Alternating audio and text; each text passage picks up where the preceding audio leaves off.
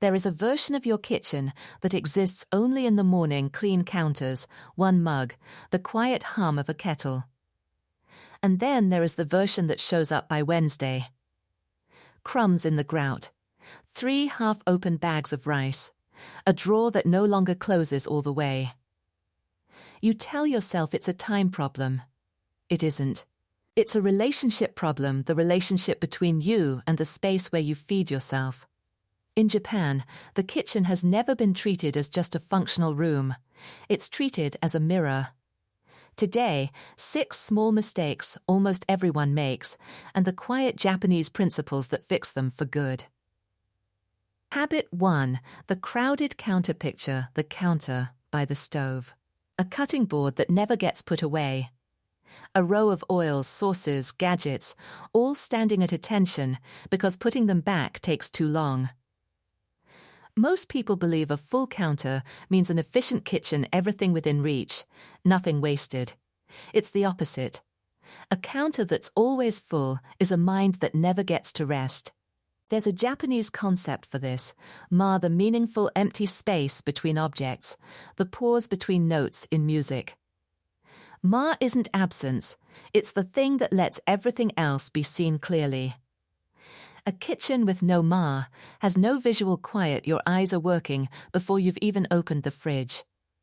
The Western instinct is to solve clutter with more storage. Buy the organizer. Add the shelf, but more storage just gives clutter more room to grow. The Japanese approach is narrower and stricter. Nothing lives on the counter except what you use every single day for most people. That's 1 or 2 things. A kettle, maybe. Everything else gets a home inside a drawer or cabinet, even if it's slightly less convenient to reach. You are not organizing objects. You are creating a pocket of visual silence in a room you enter multiple times a day. Try it for 1 week, clear the counter completely. Then let only the truly daily items return. Notice how much calmer the room feels before you've cleaned a single thing.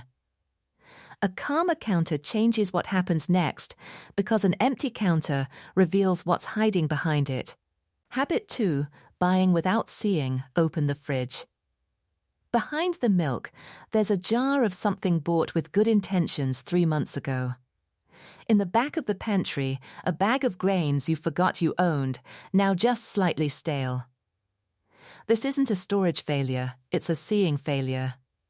When food disappears into deep shelves and opaque containers, it stops existing to you, even while it still exists in the fridge. So you buy it again.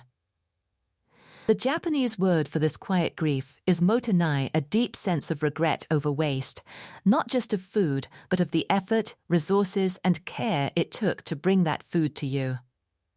It's not guilt for guilt's sake. It's respect for what you already have. Most people fight food waste with willpower, trying harder to remember what's in there. Mottainai fixes it structurally instead. Store food so it can be seen, not just contained. Clear containers instead of opaque ones. Older items moved to the front, new ones pushed back. A small shelf or bin for things that need to be used this week, positioned at eye level, impossible to ignore.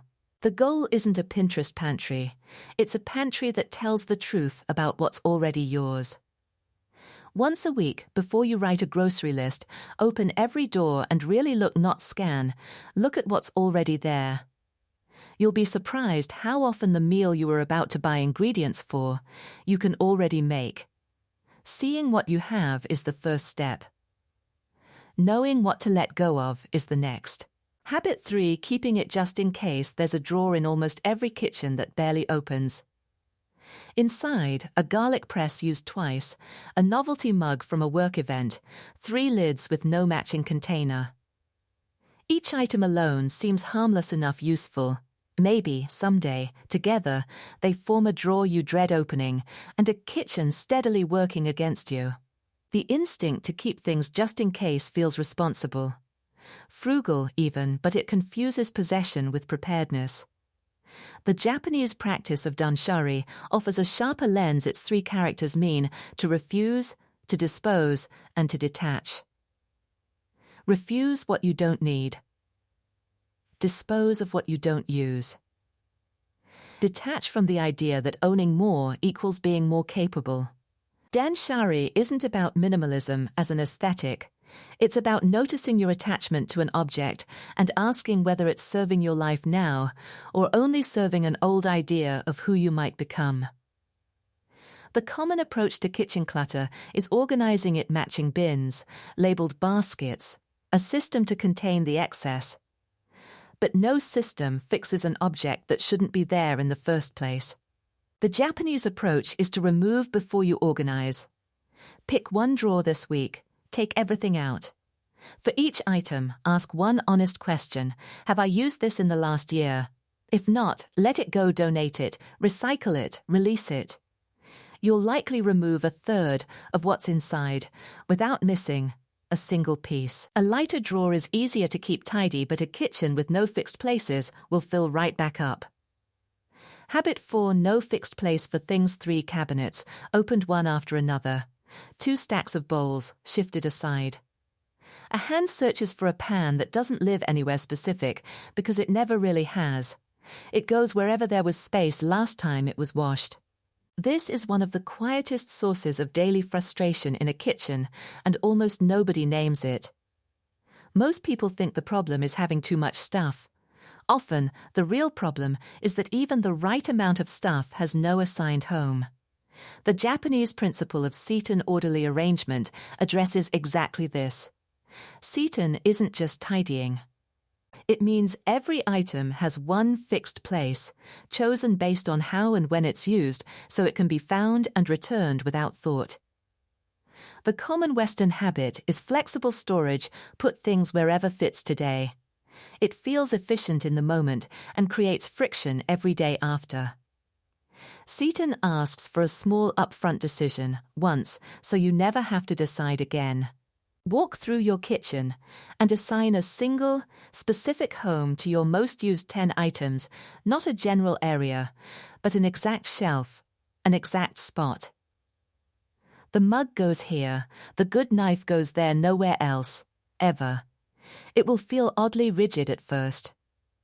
Within 2 weeks, it will feel like relief. Your hands will know where to go before your mind has to think about it. Knowing where things live saves you minutes every day. But even a well-placed kitchen falls apart without a rhythm to maintain it.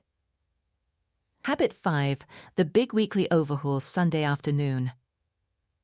Music on, gloves out, a full 2 hours dedicated to attacking the kitchen that's been steadily falling apart all week. It feels productive, and it is, for about 6 days, until the next Sunday arrives and the whole cycle repeats. This is the trap of the big reset. It treats tidiness as an event instead of a rhythm, so the kitchen is only ever good right after the effort and steadily declining the rest of the time. The Japanese philosophy of Kaizen, continuous small improvement, offers a gentler alternative. Kaizen doesn't believe in the dramatic fix. It believes in the tiny repeated action, done so consistently it barely registers as effort at all. A wiped counter after every meal. Dishes done before bed, not stacked for tomorrow. 2 minutes of resetting instead of 2 hours of rescuing. The common approach treats maintenance as a chore to be batched and gotten through. Kaizen treats it as a series of modest, almost invisible acts of care, spread evenly across the week so no single moment ever feels heavy. Choose one 2-minute closing ritual and do it every night this week. No exceptions: wipe the counters, empty the sink, reset the dish rack. Skip the deep clean entirely. By day 7, you'll notice the kitchen never got the chance to fall apart because you never let 6 days of neglect pile into one exhausting afternoon. A kitchen kept in gentle, steady motion asks something else of you too, not just how you clean it, but how you actually eat in it. Habit 6: eating on autopilot dinner. Eaten standing at the counter, scrolling with one hand. Or in front of a screen, plate balanced on a knee, the meal itself barely registering by the last bite. It's not a lack of care about food, it's that the eating has become background to something else every single time. The meal happens, technically, it's rarely experienced. The Japanese phrase Ichigo Ichie translates roughly to one time, one meeting the idea that this exact moment, this exact meal, this exact company will never occur again in quite the same way, so it deserves your full presence while it's here. It's traditionally spoken of in the context of tea ceremonies, but it applies just as fully to a Tuesday dinner alone in your kitchen. The common habit is to treat meals as fuel to get through quickly so you can move on to the real part of the evening. Ichigo Ichie treats the meal itself as the real part. The practical shift is small. For at least one meal a day, sit down. Put the phone in another room. Look at the food before you eat it. Notice the first bite specifically, the way you might if you'd waited a long time for it. You don't need to turn every dinner into a ritual, just one, protected from distraction, is enough to change your relationship with the other 20 a week. A kitchen this cared for isn't really about the kitchen at all. None of these 6 shifts require a renovation, a new set of matching containers, or a weekend you don't have. They ask for something gentler and slower, a little more seeing, a little more restraint, a little more presence in a room you already stand in every day. Start with just one, the empty counter or the fixed place for the pan or the one undistracted meal. Let it become ordinary before you add the next. A kitchen kept this way stops being a source of quiet stress and starts becoming something closer to what it always could have been, a small, steady place that takes care of you back. If this helped, you know what to do, and I'll see you in the next one.